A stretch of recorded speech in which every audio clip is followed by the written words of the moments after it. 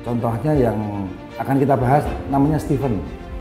Stephen ini mualaf palsu, orangnya gemuk, besar, ya nggak botak juga nggak panjang. Dia syahadat, baru syahadat lagi, ya, orang taunya dia muslim.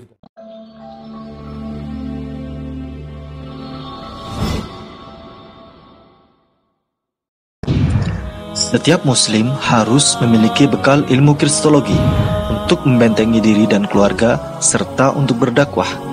Anda ingin jadi kristolog handal atau Anda ingin memiliki ilmu kristologi? Kunjungi kristologinews.com, pusat karya monumental Ustadz Insan LS Mokoginta.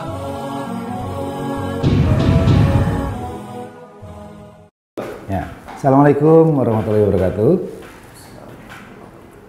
Kali ini kita akan membahas mengenai mualaf palsu. Mualaf palsu ini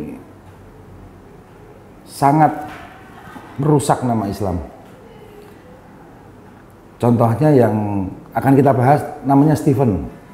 Stephen ini mualaf palsu, orangnya gemuk, besar, ya nggak botak juga nggak panjang. Dia syahadat, baru syahadat lagi, ya, orang taunya dia muslim, sudah muslim, lalu dia syahadat lagi minggu lalu di Masjid Al-Barkah Bekasi. Sebelumnya dia syahadat di bulan Maret di Pangkal Pinang. Jadi kita harus waspada dengan modus-modus seperti ini. Ada yang memang karena materi, ketidaktahuannya, ada yang memang karena ingin menyusup masuk dalam Islam, ada yang karena dia masuk Islam karena hanya ingin membohongi pasangannya agar seolah-olah dia Islam dan bisa menikah secara Islam. Ada banyak alasan seseorang untuk menjadi mualaf palsu. Fenomena mualaf palsu ini sudah lama sekali terjadi. Dan alangkah baiknya jika semua lembaga organisasi yang mengurusi mualaf, mari kita bersatu. Kita bikin satu wadah, silakan dengan bendera masing-masing, tapi ukhuwah Islamiyah itu tidak terhalangi oleh harokah. Jadi kita akan bikin forum, mungkin insya Allah bersama Mualaf Center Ayah Sofia, Mualaf Center Jogja, Mualaf Center Indonesia, Mualaf Hijrah Center. Kita bikin satu komunikasi yang mana kita berbagi informasi, kita berbagi program, saling mendukung, akhirnya kita menghindari terjadinya mualaf-mualaf palsu dan lebih efektif lagi menghadapi misi-misi misionaris dan musuh-musuh Kristen. Mualaf palsu yang akan saya bahas ini bernama Stephen, dia mantan Katolik dan sudah cukup membuat resah di mana-mana. Dan setelah kita pelajari, dia syahadat tanggal 18 Agustus yang lalu, berarti seminggu yang lalu. Setelah kita pelajari, orang ini saya menemukan bukti dia 2 kali syahadat. Bersyahadat lagi di depan Jamaah Masjid Al-Barkah Bekasi tanggal 18 Agustus. Padahal sebelumnya dia sempat berdakwah, mengaku Islam ke sana, mengaku Islam, mengaku mualaf. Nah, orangnya gemuk, besar, tinggi seperti ini. Nah, seperti ini. Namanya Steve. Lalu iya. Seperti ini orangnya, namanya Stephen, gemuk, tidak mencerminkan Islam, bicaranya tidak sopan, sikapnya tidak santun. Ini bukti sertifikatnya yang paling baru ini. Nah, namanya Stephen Alvaro Romero Cambi. Stephen Alvaro Romero Cambi. Dia bersyahadat di Masjid Al-Barkah Bekasi. Lalu kita temukan lagi 5 Maret 2020 dia bersyahadat juga di Pangkal Pinang. Nah, mualaf-mualaf palsu ini memanfaatkan tidak adanya kerjasama antar lembaga mualaf. Mari insya Allah kita akan membuat database, kita kumpulkan database yang sudah ada, database mualaf, supaya dia tidak bisa mengulangi perbuatannya, atau bahkan kalau ada yang memang mualaf yang dia sudah keluar dari Islam lalu masuk Islam lagi, kita pun punya datanya untuk dibina. Orang-orang seperti ini ternyata dia ini bekerja sama dengan yang namanya Alek. Jadi Steve ini tidak sendiri. Dia bekerja sama dengan Alek, lalu pernah dibina di Mu'alaf Hijrah Center, di tim kita juga, saudara kita juga, di bawah pimpinan Ustadz Hegar di Mu'alaf Hijrah Center.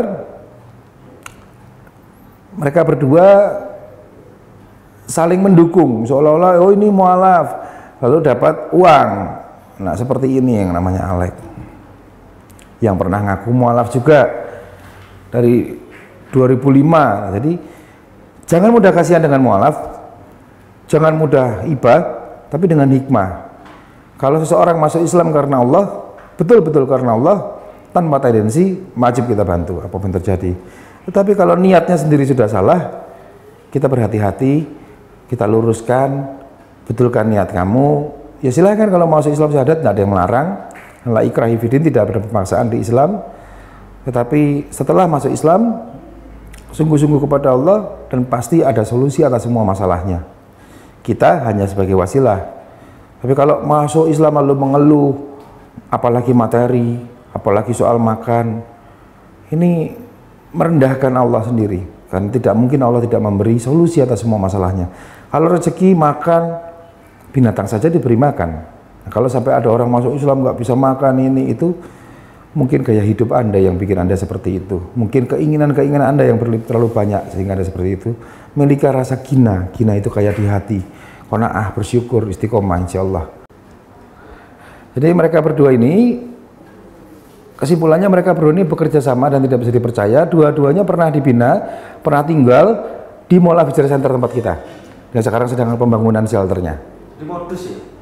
Jelas ini modus dan ujungnya materi.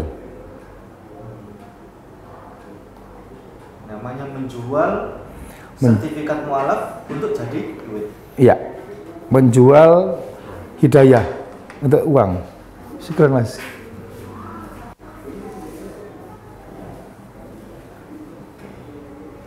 Baik, gitu. Memang sertifikat bisa dijual kan? Bukan sertifikatnya, tapi pengakuannya kan. Sertifikat itu membuktikan dia sudah masuk Islam. Lalu kenapa dia minta sertifikat lagi di tempat lain lagi, bersyahadat lagi? Kita harus lebih hati-hati mengambil langkah. Serahkan segala sesuatu pekerjaan kepada ahlinya, insya Allah tidak akan berantakan, kata Allah, kalau diserahkan ke ahlinya. Tapi kalau tidak serahkan kepada ahlinya, insya Allah jadinya berantakan. Serahkan menangani mu'alaf ke lembaga-lembaga yang memang menangani mu'alaf. Yang disebut sebagai mu'alaf itu berapa bulan? Mu'alaf di saya paling lama 6 bulan. Alhamdulillah sejak didirikan Mu'alaf Center Darussalam, Mu'alaf Ikhlas Foundation dan beberapa mu'alaf lainnya, termasuk Mu'alaf Center Indonesia, binaan-binaan kita itu dalam 1 bulan dia sudah bisa ruqyah mandiri, yaitu Al-Fatihah, Al-Ikhlas, An-Nas, Al-Falaq, ayat kursi beserta arti. Di bulan pertama itu sekaligus memperbaiki akidah, juga mediasi dengan keluarga, dan Iqra. Bulan kedua dia sudah bisa ngaji. Rata-rata orang memang untuk cari duit dari mu'alaf ya. Itu saya mu'alaf tahun berapa mu'alaf?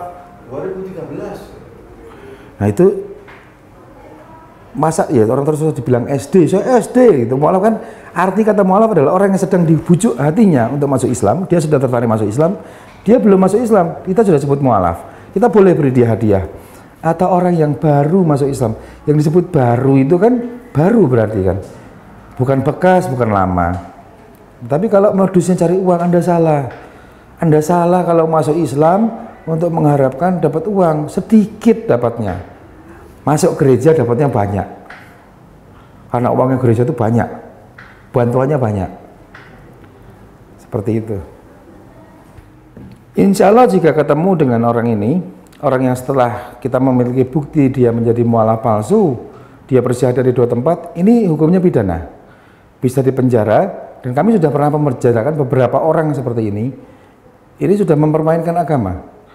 Jadi Anda masuk Islam, lalu Anda masuk Islam lagi, sertifikat di sana, di sini mengaku saya belum Islam, padahal dia sudah berislam.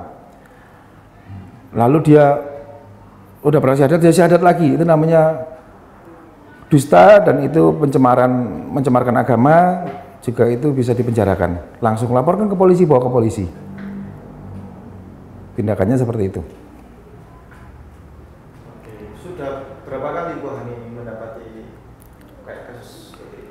mualaf palsu alhamdulillah yang sudah kami penjarakan 6 orang. Nah, mudah-mudahan kalau Stephen dan teman-teman kelompoknya silahkan buka surat Al-Hasyr 14, itulah Anda. Dan jangan diulangi. Jangan diulangi, kalaupun Anda bertemu atau bersedia mempertanggungjawabkan perbuatan Anda, temui saya atau Hegar. Demikian, mudah-mudahan bermanfaat. Saya menjelaskan kali ini mengenai Stephen mualaf palsu ini. Barakallahu fiik. Assalamualaikum warahmatullahi wabarakatuh.